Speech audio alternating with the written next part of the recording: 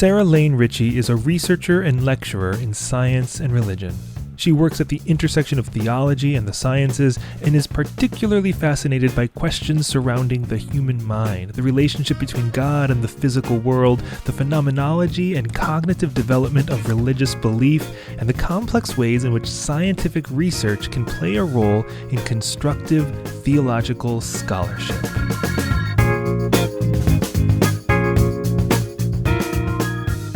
Hello, everyone. This is Trip.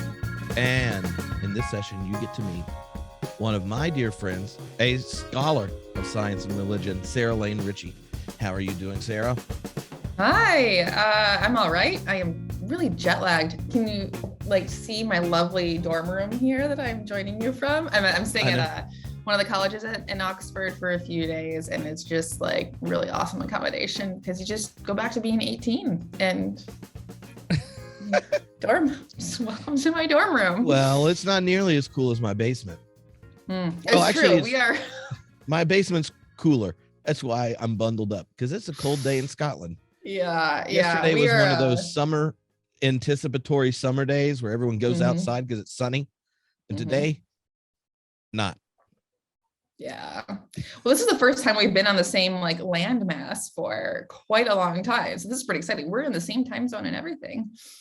I know, it's pretty exciting, and everyone watching this are in a variety of time zones watching it at different times. So whoa. What's been fun in talking to a whole bunch of people about the future of spirituality is, depending on the traditions they come from, the disciplines they work with and stuff, even how they understand spirituality is different. So I think it would be one way of kicking things off is for you as a scholar in science and religion. When you think of spirituality and are trying to give a definition that can kind of frame a conversation, where would you go? How would you do it? When I think about the future of spirituality and there's a huge debate to be had about what we even mean by spirituality. But for me, the starting point is always existential flourishing. What is it that gets us out of bed in the morning? What is the drive towards the transcendent? What is the drive towards the wholeness that we're looking for? My sense is that people are moving more and more away from the outer forms of religion. This is not new. They're moving more and more away from traditions in some forms, and are seeking things that kind of hit them in the gut, that satisfy those visceral longings, those hungers, that strike them as intuitively real and worth pursuing. People have a lot less time, I think, today for stuff that they find irrelevant or oppressive or rooted in some social ill. And that really problematizes a lot of the traditions that we have to work with. And my goal is not to throw traditions out, but to really meet people where they're at. So I'm actually really the most interested these days in people who are kind of leading with their hunger and leading with their longing and their suffering and their despair. I know that sounds like a downer. It's a downer way to start things, but I think that's the most honest place that we find people and that we meet people, and that's where all the fun conversations happen, I think. And you know that kind of inherent cynicism or criticism towards traditions is not even just religious traditions and institutions. We see that same kind of frustration, distrust towards the civic, political, cultural, economic, all these types of institutions. And in many ways, it turns the individual's spiritual task into being something much more intimate and personal than it has in the past. And I wonder if do you think that changes the way those existential questions get raised? It's not like we didn't know we were born to suffer and die and wondered if there's meaning and purpose, previously. But when you don't have those mediating communal type institutions, how do you see that changing the way those kind of pressures and challenges come up? Yeah, in some ways, we're living very unnatural lives today. You're living with your family in a place that you had never been to a few years ago, right? You were completely disconnected from the community that formed you and shaped you and loved you for most of your life. And same thing for me. My life back in the US and here in the UK today is completely separated from where I was 10 years ago, 15 years ago, 20 years ago. So we are living very unnatural lives in that we are pretty disconnected from the vast majority of people that are physically around us and are like desperately seeking ways to have binding, safe, constructive relationships with people. And we're kind of like piecing things together, like a hodgepodge sort of situation. And you're absolutely correct that in the past, people with existential needs and awareness of those needs they had pre-established communities that knew them and could hold those. They had like not only a community, but a community that existed within a narrative and a framework, a story worth buying into. And people don't have easy access to those narratives and stories and frameworks anymore. I'm currently here in Oxford working on a new research initiative where I'm examining the spiritual meaning-making possibilities for people who don't feel comfortable calling themselves religious. They're very interested in spirituality, but they don't know what they're signing up to when they're not willing to sign up to something they would call religion or a religious metaphysic.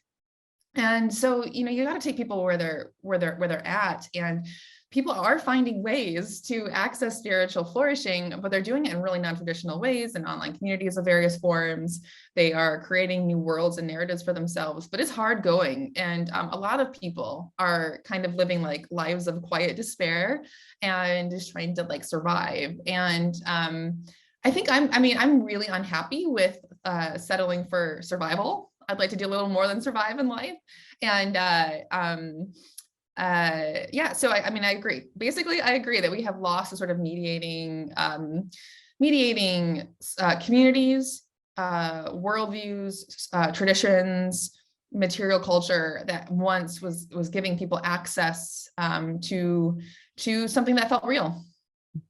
So as a scholar of religion, when you look at the history of any religious tradition, it's full of a whole host of different things. Say, you mentioned like the narratives and stories that you kind of frame, which are experienced real differently if everyone you ever know in your entire life all tell the same one, right? But it also includes practices and rhythms and rituals, and underneath all the things and the bits and performances of religion are humans and communities that experience what they call the divine of some sort in some way.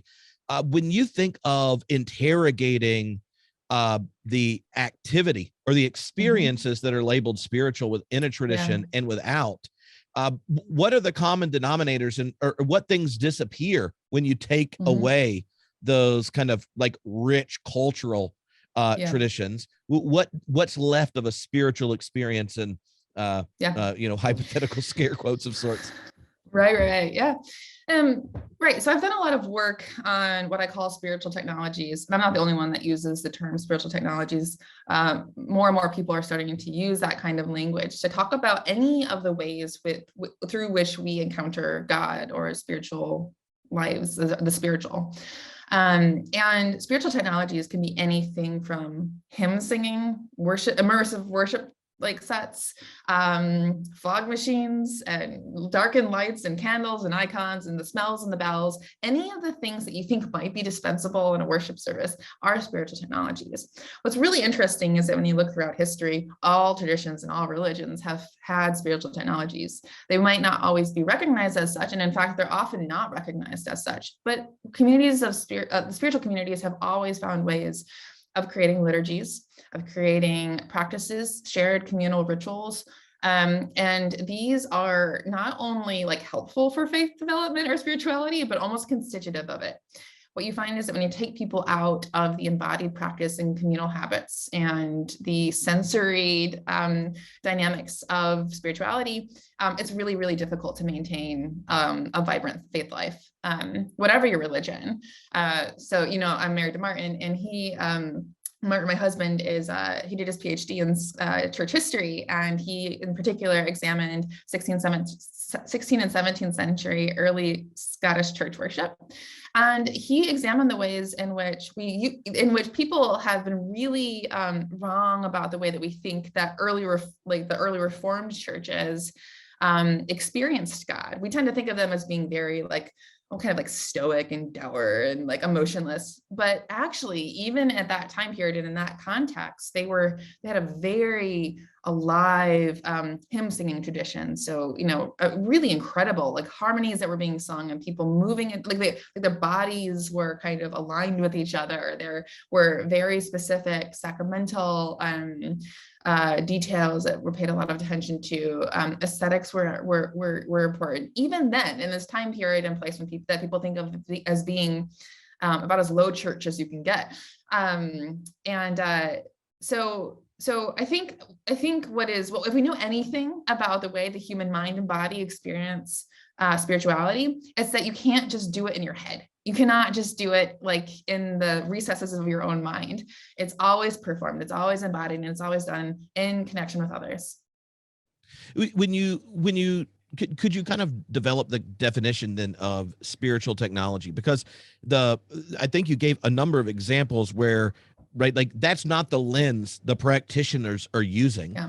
But you, as a scholar of science and religion, and then thinking about, stuff from looking at brain scans of what's going on in people to then doing cross-cultural religious analysis of the kinds of rituals and all that kind of stuff, to then start to ask the question of spiritual technology.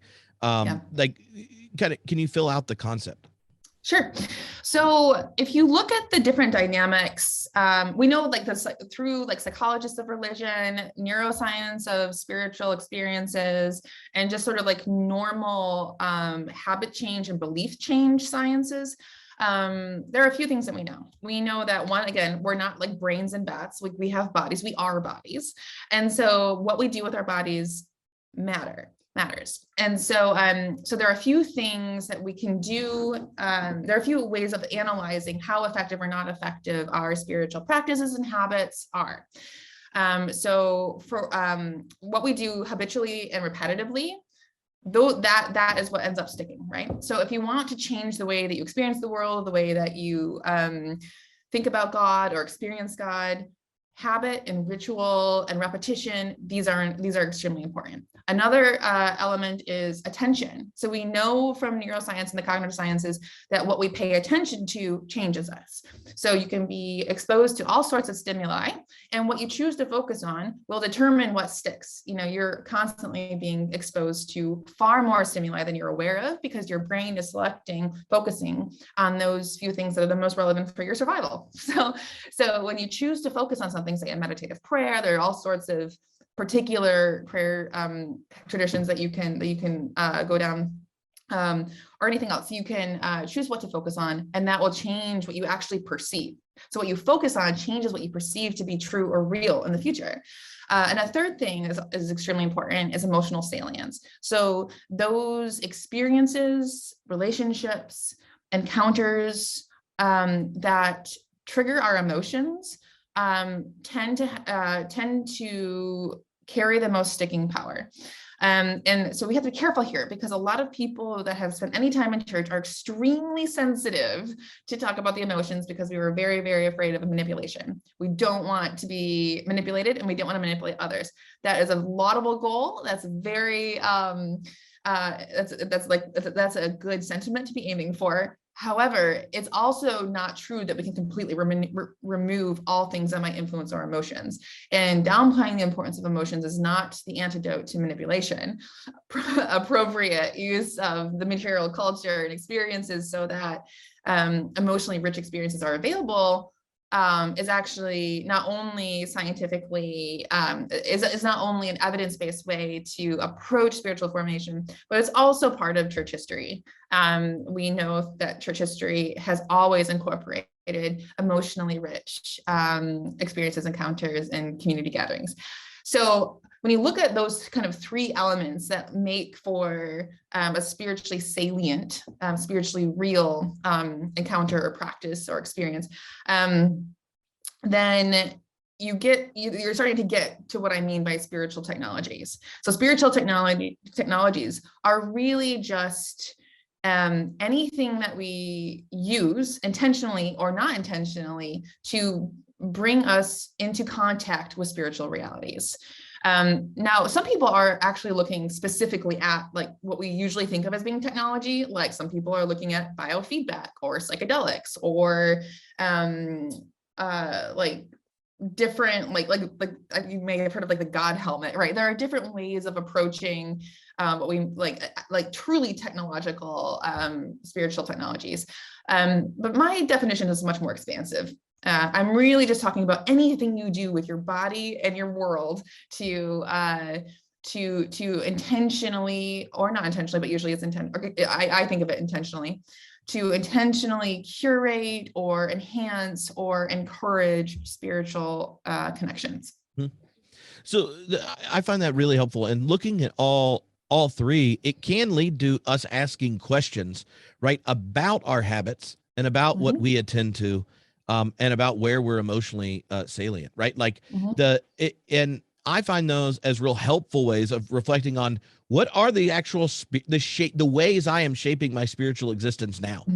Because you mentioned there are plenty of times where, because of, say, like trauma from a particular kind of religious community and experience, you disengage there, or because of the way scripture may have been used in kind of judgy, critical, like less than liberating ways, you disengage, say, in that habit or those stories. Like there are all these ways that you could assess them if you're just asking about, quote, religion and spiritual technologies. But there are also lots of ways our attention gets harnessed, whether we're aware or not. There are habits that get formed in us that we may or may not have chosen consciously. And they went, and same with emotional salience, right? So do you find those three things as also helpful in kind of doing I don't know, an assessment of your actual spiritual life? Like what is it that the kind of habits, what you're putting attention to, and where you find that emotional salience? Yeah. So I think it's really, I find it like really embarrassing actually that the last couple of years for me in particular have been like so devoid of the things that I know to be helpful for spiritual formation, right? So, I mean, you're totally correct. That kind of like the first step in a lot of people's like deconstruction from a particular form of Christianity or kind of more intentional quest for spiritual formation is to first disengage from a harmful community. So a lot of people have had this experience where they're first, they kind of come to some sort of awakening, or they have some sort of traumatic experience, or they just kind of find themselves in a place in life when their tradition or their community is no longer healthy or working for them, and they need to make a move. So the first move is obviously to remove yourself from the source of the pain, right? So that's what most of us have done in some form. So we remove ourselves from the source of the pain, great. But then we're just kind of like in this weird amorphous like limbo where we're kind of like wary of reconnecting with a new space or new community, a new group. We're just trying to get our feet underneath us, trying to like find a way to heal. And most of us have this experience of recognizing that there can kind of be a high bar to like setting foot into a new church or a new spiritual community of any form. I don't know if you've ever had this experience, but like you go to a church for the first time and someone like from the front of the church asks you to stand up and introduce yourself.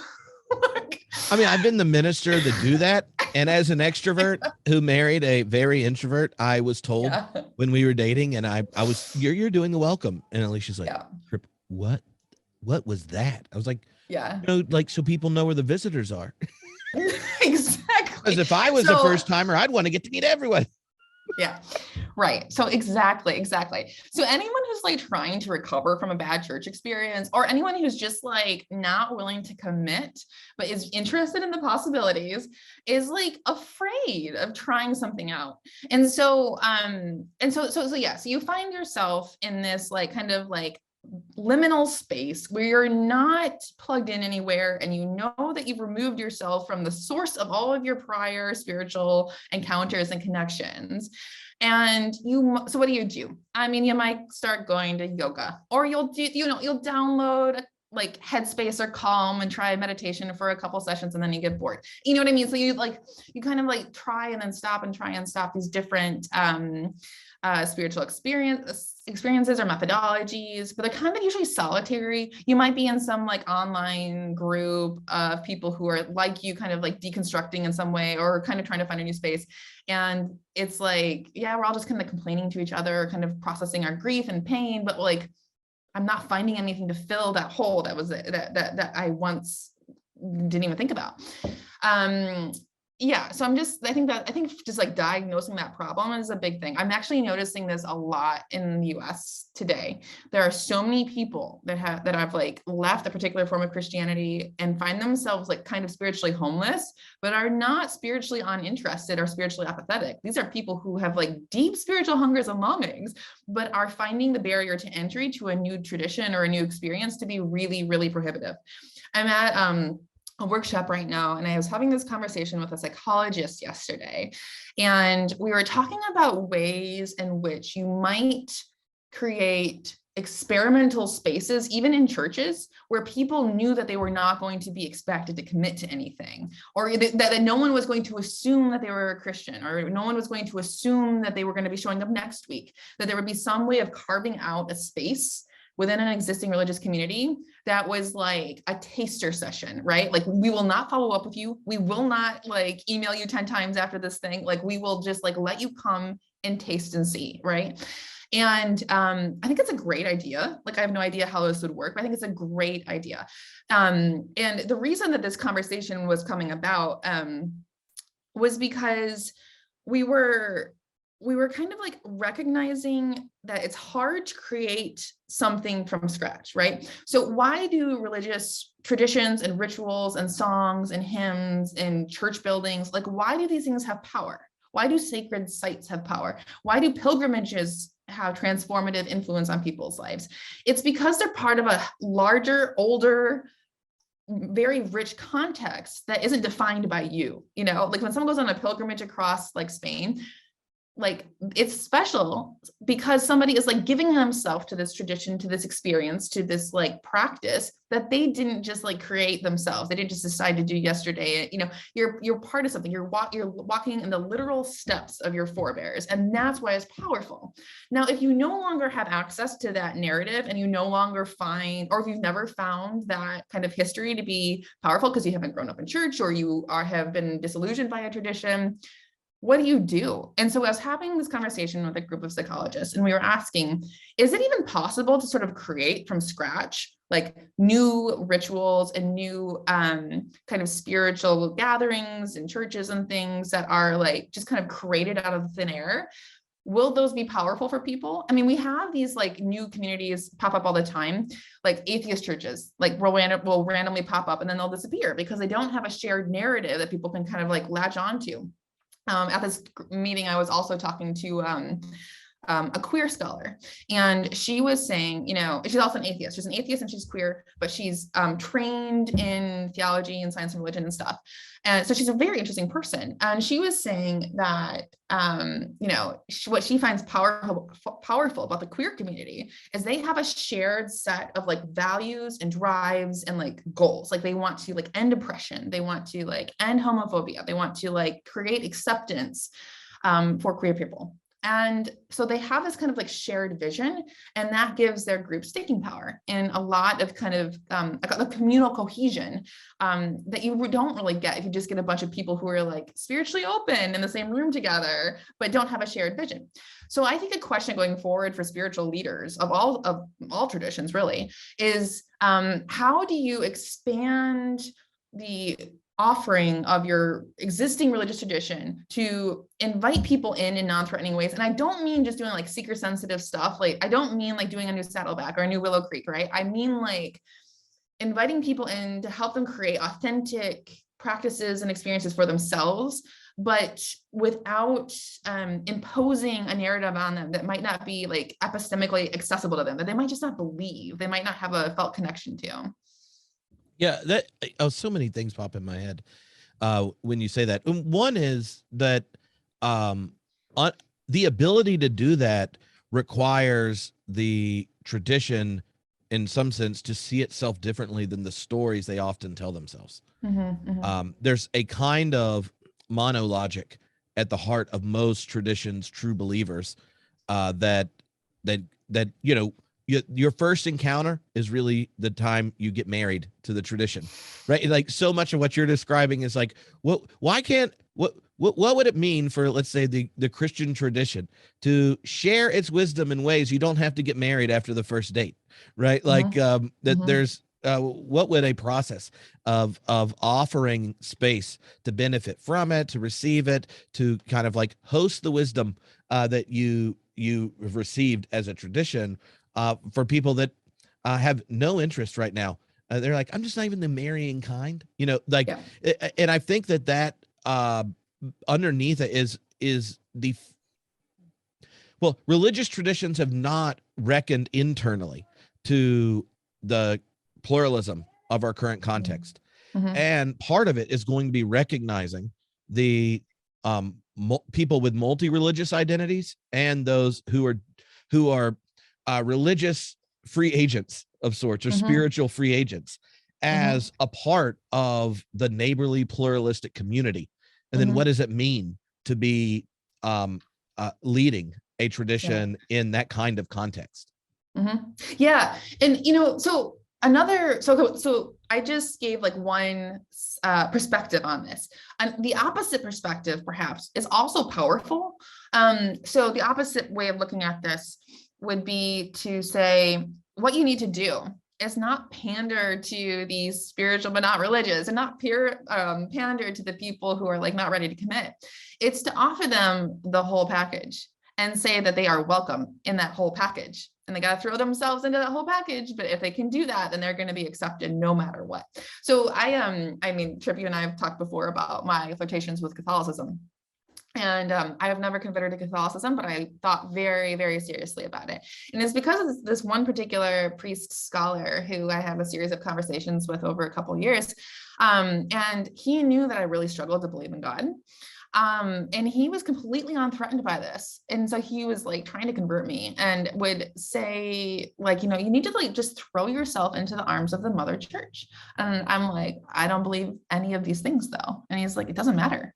We'll hold you anyway. And you know what? That's very appealing. Like, if for somebody who has grown up in a tradition where beliefs matter, to be told that you can just like lay that mental burden down, the existential burden down, and you can just be accepted into this body who will carry you through those doubts, and you might not ever even believe in a God, but you are like trusting in this corporate kind of manifestation of a faith tradition, that can be really appealing for people. Now, there are all kinds of reasons why you might not want to convert to Catholicism or any other tradition, but that angle might also be really healthy and appealing for some people at some times. You probably know, so I know so many people, you probably know so many people who have kind of left a particular tradition or a church and converted to Eastern Orthodoxy or the Roman Catholic Church. There are reasons why that path is so well trodden.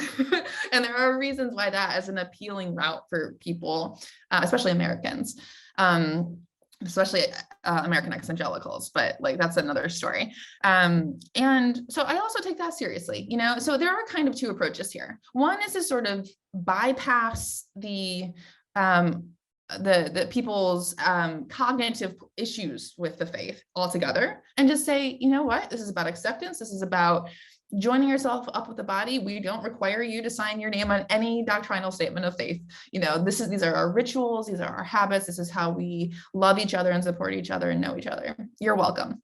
That's one approach. And the other approach, and this might work for some people, might work not for others. Another approach is to take people's kind of cognitive distance from faith, or people's sort of relational sensitivities around joining religious communities, to take those things very seriously and say, all right, for you, we are offering this taster kind of situation, this experimental relationship with us that requires nothing of you. And we're also not asking you to throw yourself into the arms of the Mother Church, so there are a couple approaches, and it might just be that the future of faith is a pluralist kind of story, where some things work for some people, some routes work for some people, some routes work for other people. And that's okay. That's because people have different sorts of minds. Well, yeah, and even if you think of those two as kind of extremes on, methodological ends, um, when I was a minister in Los Angeles for 9 years, the people that grew up without a religious tradition found the "let me just go all in" thing exciting. And that's how they tend to respond. Those that had traumatic, alienating experiences in any previous religious community, it's kind of like that wound doesn't set you up to go all in with anything in the future, religion or not, right? So then the spaces that we created as a community, you could see who is comfortable with each. And I wonder if that the legacy of religious trauma is not going to, it's going to be shaping the next generation in real ways, because you not only have like a growing awareness in American religion, just like European religion kind of had with the a lot of scandals, 50, 60 years ago, that it's now showing up publicly in Protestantism in lots of ways, along with the Trumpification of so much white American religion, that there's a whole nother generation that's just like GTFO. And out of that, it leads to that. Here's a metaphor I thought of with your spiritual technologies bit, and I'm trying it out on you, and hopefully we don't have to edit this out of a video. But you talked earlier about how out of that trauma, sometimes you like cut off habits, or you like, I'm no longer attending to these kind of things. Like, I'm avoiding any emotional sentience, like, oh, I don't need any emotion in that. It's just all manipulation and stuff like that. A lot of times in response to trauma, I was thinking of it as a sanitation problem, right? Like, you realize that there were germs present, and so now you're just bleaching everything. And which is ultimately not good for your long-term health of your your biome and all that other kind of stuff. But like, you completely recognize the validity of the desire to make it safe. But when you think about spiritual technology, the kind of messy embodied intimacy and vulnerabilities that are all tangled up in them, especially once a community is involved, it's real hard to meet perfect sanitation and spiritual technologies at the same time. Yeah, that's absolutely correct.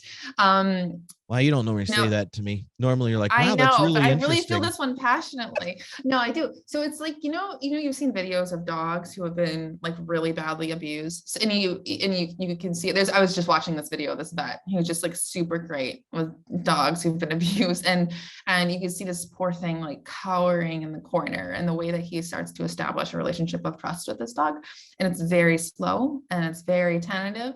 And what you do is you start by stripping away all interactions between this dog and a human. Now, would it be good for that dog to never have interactions with humans again? No, of course not. But for a time, that poor dog does need some distance from all humans because he's freaking scared. And he's suffered. But over time, little by little by little, you can start to create some healthy points of contact. And I guess the question for me is always like, who should take the initiative there, right? Because it's a kind of a careful dance, right? We don't want to just be like forcing spiritual practices or points of engagement onto people if they're not ready for it. But at the same time, sometimes, people are not going to come begging for it. They don't even know what they want. I mean, I know that I have actually been this way a lot of times in my life, where it's like, I know that I need something, but I don't know what I need. And I'll know it when I see it, but I don't know how to even ask for it. So this is actually a live question for me, is like, where is that no man's land? Where is that first touch come, of the abused dog, like where can you like offer someone something that is like both real, but not super threatening. Also, we don't have a lot of obvious spaces for this to happen. One of the worst, sociologically, one of the most tragic things is that once you disconnect from a church, you're actually quite unlikely to have a lot of interaction with the church going forward. Like, because you have to be very intentional about it. Yeah. So I don't know. Yeah, I guess definitely. I'm just like not sure. like how to go about establishing or creating opportunities for people to engage if they're not already looking for it. Yeah, I guess go door to door knocking and giving them tracts, right? Yeah, obviously that's exactly what we need.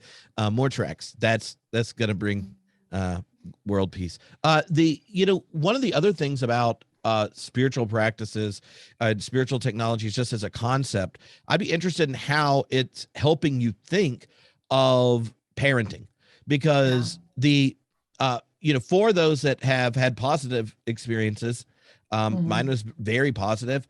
I'm just like trying to tell my kids and model and invite them into, my embrace of the Christian tradition and that kind of thing.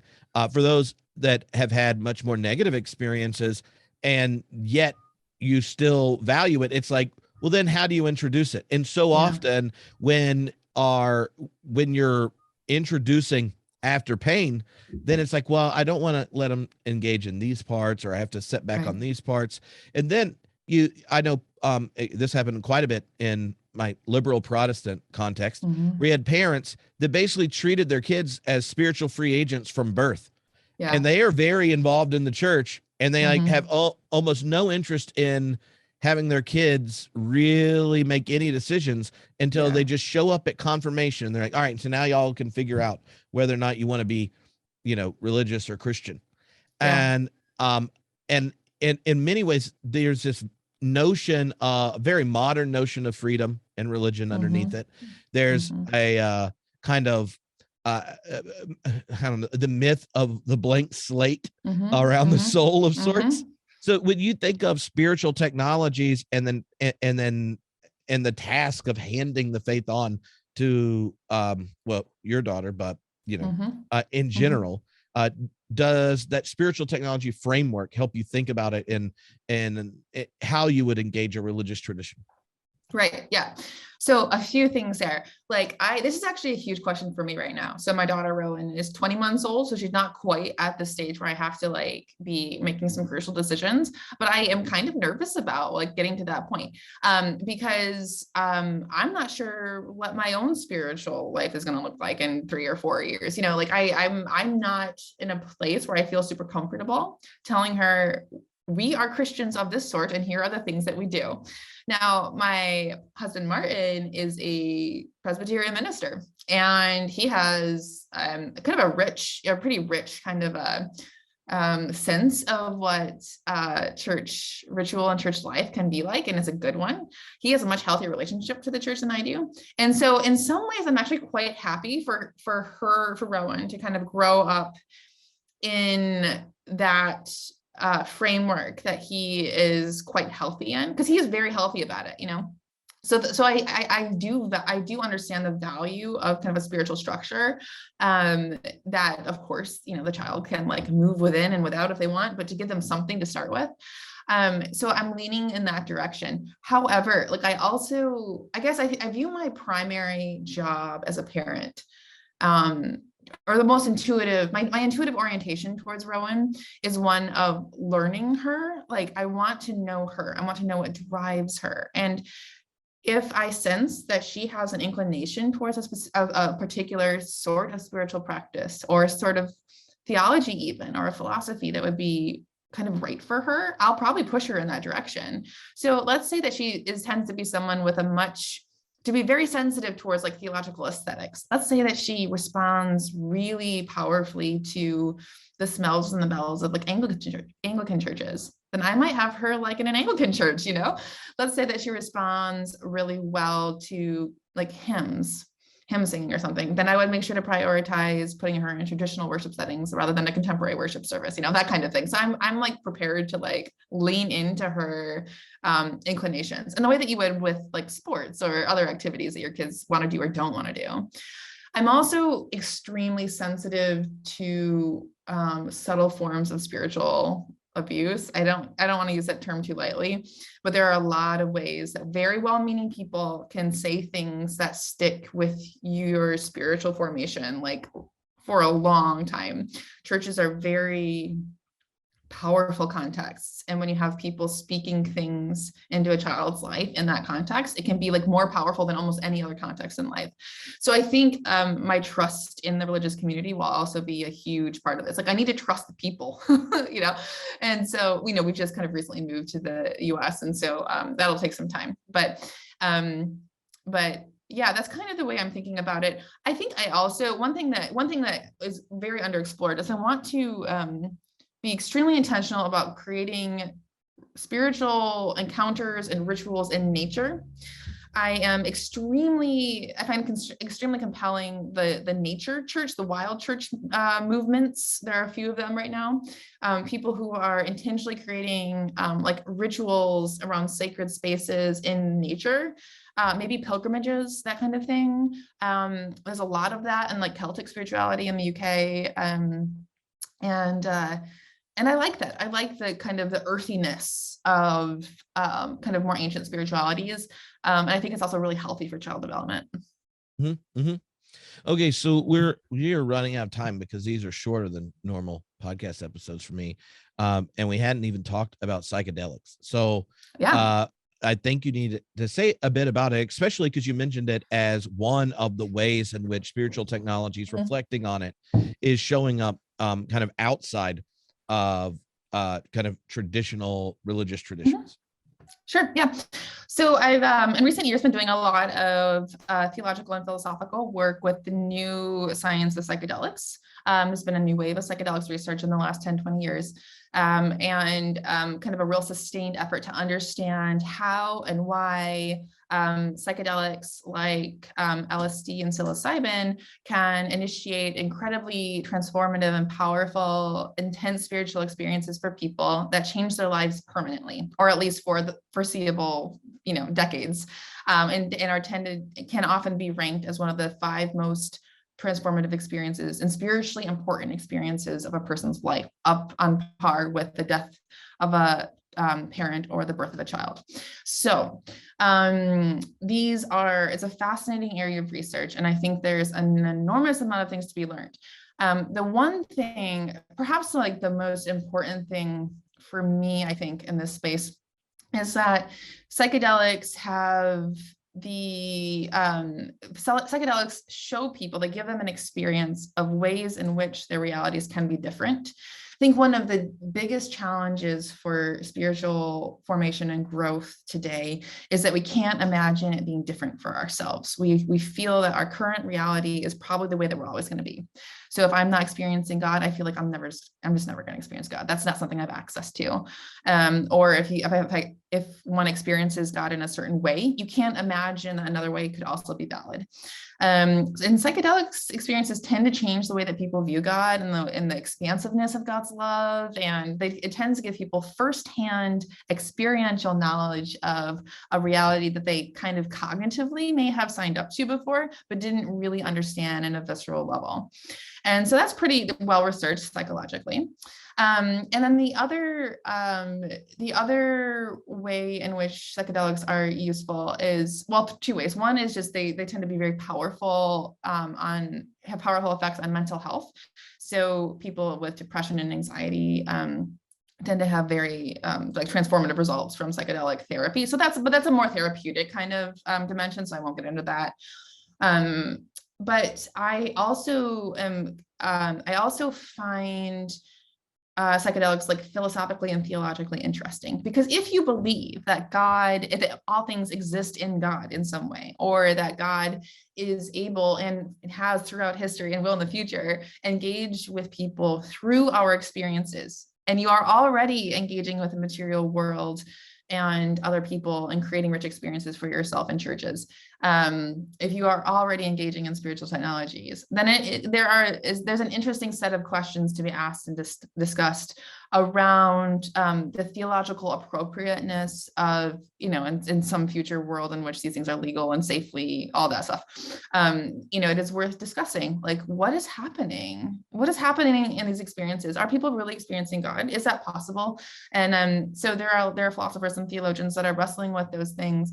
But even without directly using psychedelics themselves, I think those sorts of experiences, intense immersive experiences, are worth studying, because very like these intense short moments can really have profound effects on people's lives. And I think in our contemporary culture, we've tended to shy away from emotion, intensity, religious experience. We've been kind of like taught, just focus on morality and ethics and be a good person, and just, don't need the intensity, don't need the feelings. We've really had that kind of ingrained into us, like, don't ask for feelings, but that's not really how people change in dramatic ways. I mean, sometimes they can, but psychedelic research is interesting for that reason. So yeah, I mean, I've really enjoyed reading the stories of people who have just found themselves experiencing a God whose love is the most real thing to them, who never would have said that before.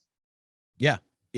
No, I think it's fascinating, and it really, I mean, granted, it's a little hard for people to regularly share those stories, but as someone who gets lots of those stories sent to them, you'd be surprised at the kind of growth of encounters that people are learning. It is a tool for religious experience, and it's definitely worth, if you're leading a faith community, to get a little more informed until you get the email. Sometimes I got one from a parent whose college kid was like now deeply religious because he met Jesus on a trip, and this was not a road trip with his youth group. Yeah, that's right. Yes, and you're like, does that count? And I love that he's like, made all sorts of changes for the good. Yeah. But he said he talked to Jesus. Well, there you go. There you go. Well, thank you so much for hanging out, Sarah. And it's always good to get to talk to you. Yeah, you too. Thanks so much for having me. And I'm delighted that you are part of these sessions. And I am actually more hopeful now than I have been in a long time about the future of spirituality. So good luck to y'all. Awesome.